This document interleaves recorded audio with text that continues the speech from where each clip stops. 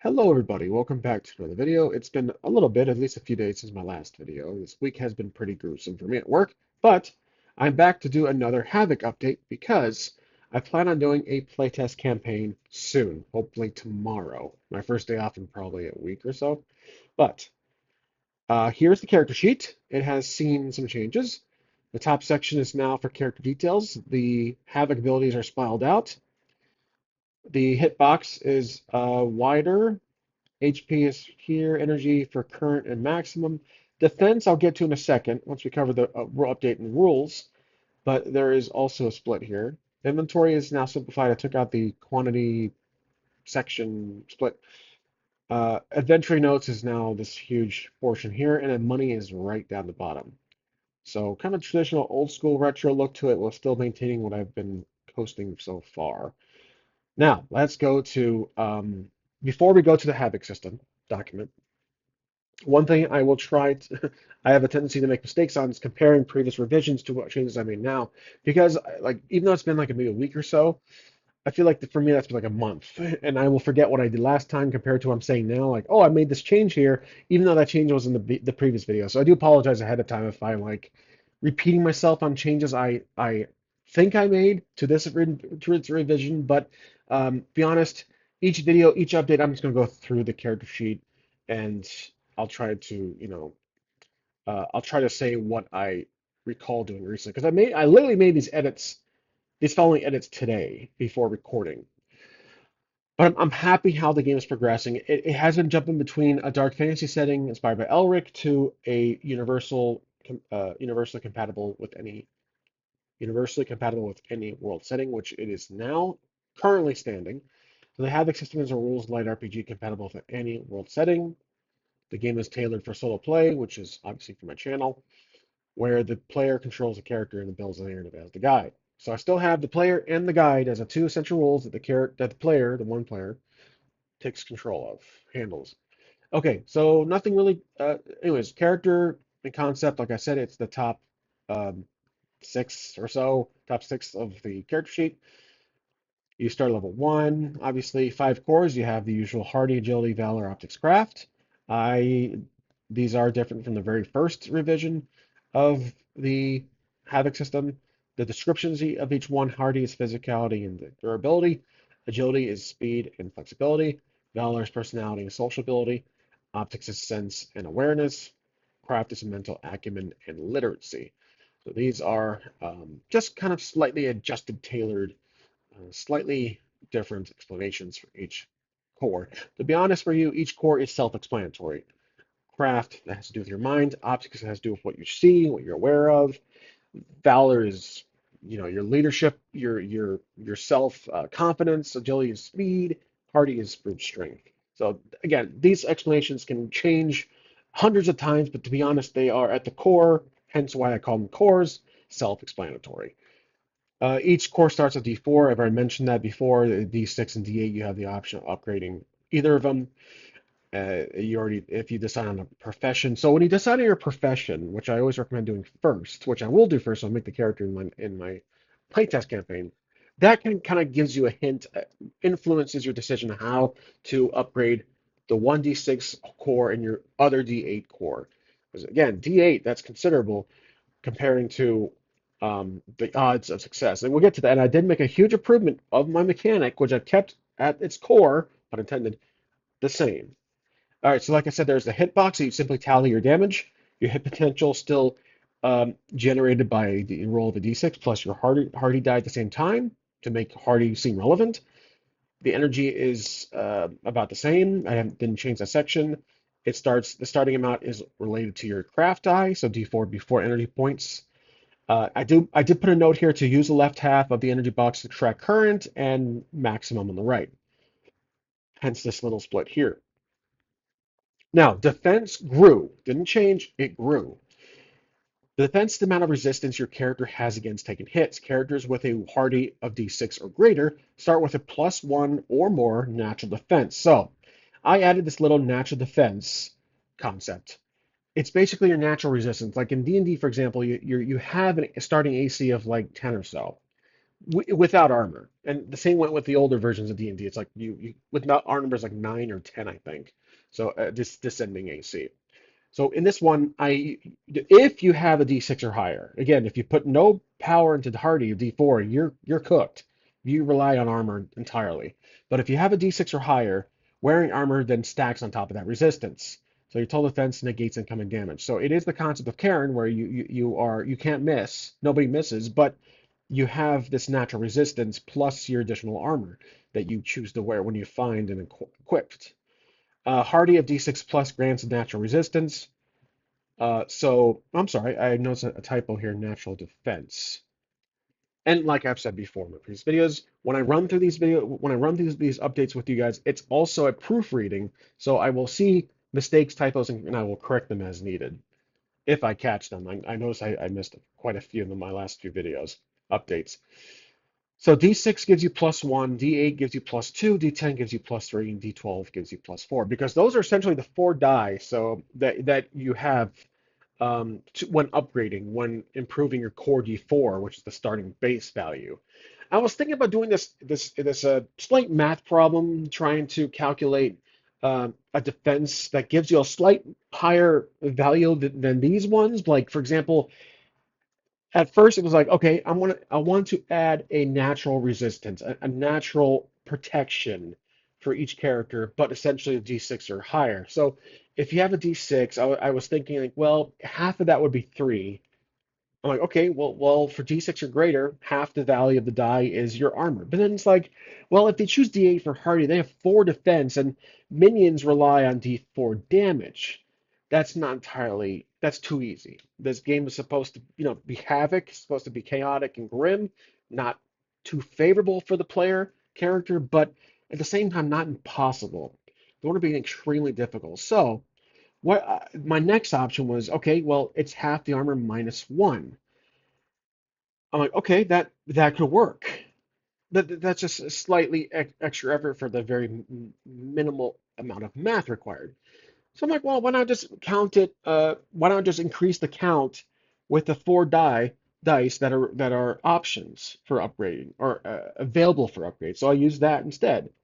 Because if it was half -1, d6 would be a 2. So 3 minus 1 is 2. So I just changed. It's just this now. It's just d6 plus 1 and then so on and so forth. It just increases by 1 with each die type. That's it.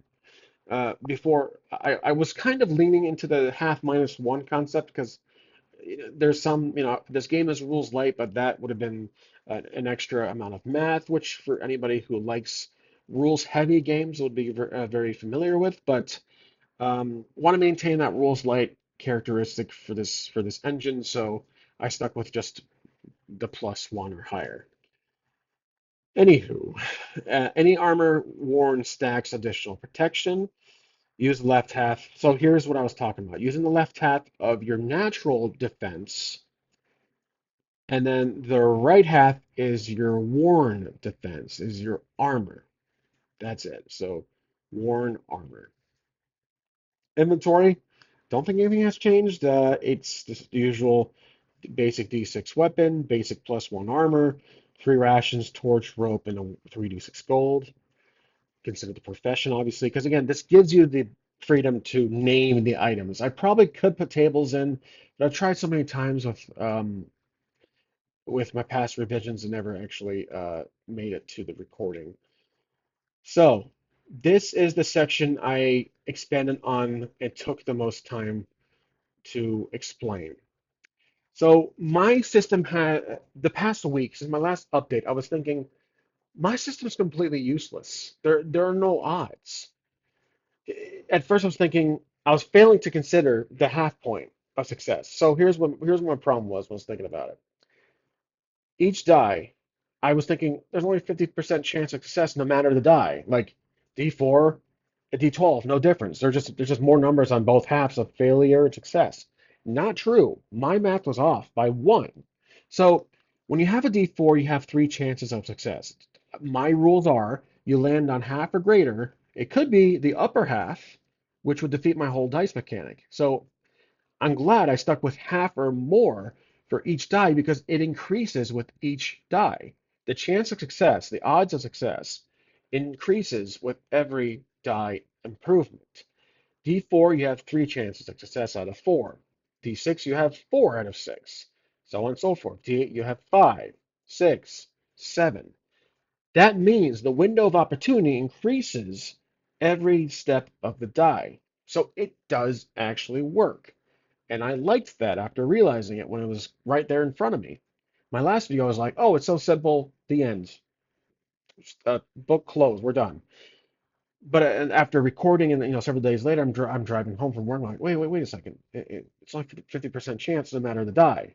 You still roll half. But I'm like, wait. No. Like today, literally, I'm like, no. Half. That's one extra compared to the half. Because remember, zero is not considered. Half, comparing it to just actually the fine middle of the actual value of the die. For example, one or two or three or four. That one would have been a flawed system if it was the upper echelon of the die. But my method actually gives you that extra chance of success. So this little thing I made here, I hope helps explain the idea. So to succeed, you have to roll half or greater. Here are some things I changed. I took out the easy difficulty. That's gone. Um, Normal actions will use one die. That's the same. If the action is harder, roll 2d plus to choose the lowest roll. So basically, excuse me, two Ds, uh, two core die, you choose the lowest roll because it's hard. Three, so 3D, 4D6, whatever, you choose the lowest roll. That makes it harder because you're rolling essentially against yourself, if that makes sense. If you roll three hardies trying to break a door down, but it's a steel door, then you have to choose the lowest roll because it's very hard, if that makes sense. I think it does to me, and I hope it does to you guys. Again, like I said, rolling below the half point of the 1D is a failure. If the action's within your profession, here's the new part, roll 2D and choose the highest roll. So that's like advantage, but I'm considering it tailored to your profession. I'm making professional relevant beyond the character creation process of choosing the die that your core has when upgrading. I'm adding it to taking action, the mechanic. That way, if you're like I put example, I'm going to try to put these more often throughout the character sheet. I'm sorry, throughout the rules. These italic sentences as examples or kind of tips. A rogue using agility to sneak in the shadows. That would be essentially rolling 2D, choosing the highest roll when you roll for whatever core you're using. Now, conflict, I think I did add some explanations. I did change some words around, like all hits, just to have a little fun with this. But essentially, it is the same. I wrote this explanation here just to kind of further explain how attacking works. Your weapon roll is a 1d6. Roll of 4. Threat defense is 2. They take 2 hits. Simple as pie. Multiple threats. I've changed the label of enemies to threats. I want to remain consistent. So threat is up here, and then there's a threat here, threats plural here, etc. Nothing else changed. Melee for several feet, ranged for greater distances. Again, it's really open to interpretation for narrative purposes. I added a further explanation of how energy cost works in terms of turn count. So common smoke spell costs 2 energy. It remains active for 2 turns. I personally think that's great, the mechanic itself, because if it's a otherworldly or a rare spell or experience, they should technically last longer. So 3 turns, 4, 5, etc. When they are used in combat, if they're used in the open world out of, I'm sorry, not combat, conflict, then it just depends on the narrative. It depends on the guide, the other half of your role. Anyways, and I added, I think that's it. Spell cast. I increased the font of the sections just for distinguishing them. That's really it. I might need to add down here for defense. So let me add that in really quick. Okay, so improving hardy also improves your natural defense because again I added that to this revision. Um, Advancement again doesn't really have much options. You upgrade. You can one up any 1D core and 1d6 to health, but that does not include the additional roll of the hardy die. So, what do I want to add in the future? Skills. As much as I love Elric, I it is a it's not a complicated system. It is a very intriguing system, if that makes sense. Basically, it is simple, but I don't even know the rules to everything in the game, combat, etc. I just comparing it to Chaosium's typical basic role-playing system, where you're rolling at or below a percentage. So how can I bring skills inspired by Elric or other games like RuneScape, I believe?